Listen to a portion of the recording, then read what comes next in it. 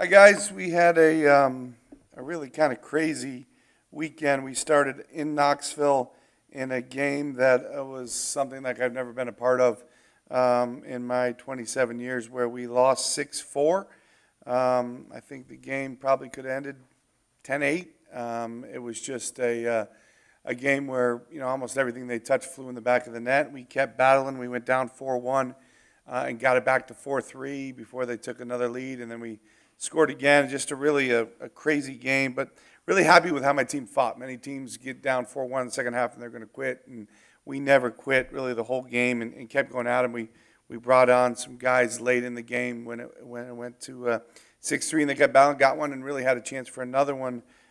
So we came back, kind of dusted ourselves off, and came out to play an LSU team that was number 19, I think, in the RPI, and a very good team. Always a good game with them, and scored a goal with 1 minute left in the first half to take a lead into halftime. Then went up 2-0, which is always dangerous in soccer, and they scored to make it 2-1. And then Marnie Merritt made a brilliant save to keep it 2-1, and then we punched two more in to win 4-1. So really good, complete game. The backs were good.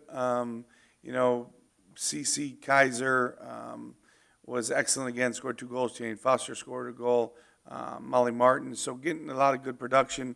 And we score 8 goals in a weekend. I'm not sure. We could probably check the stats, Mitch, but I'm not sure we've ever scored 8 goals in a weekend and not won both games. So it's crazy, but it's just the way the SEC is. But we roll into College Station on this Friday, which is always a tough place to play, one of the toughest places to play in the country. They have usually a huge crowd. They're a very good team. They have some really special players, some international level players.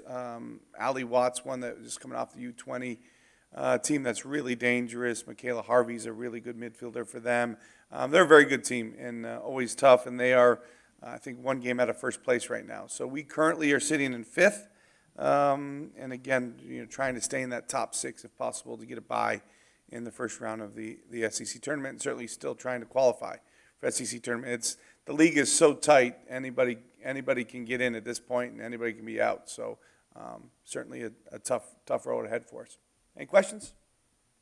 Was Tennessee that good offensively, or were you having some breakdowns defensively? Yeah, Chuck, it's a good question. They were very good offensively, but I think part of it was it's one of those nights where they got the ball in really good spots and just found the back of the net. You have games like that where they just fly in, and that's what was happening. I feel like every time they were close, they were hitting it where Marnie couldn't get to it. So I think it was a combination of both. They hadn't scored like that all year, and certainly up until that game, we'd only given up 5 goals all season. So it was kind of, we were all shell shocked, and it was, we kind of claw ourselves back in, and then they'd score again. So it was just one of those games that you like to kind of just forget as quick as possible.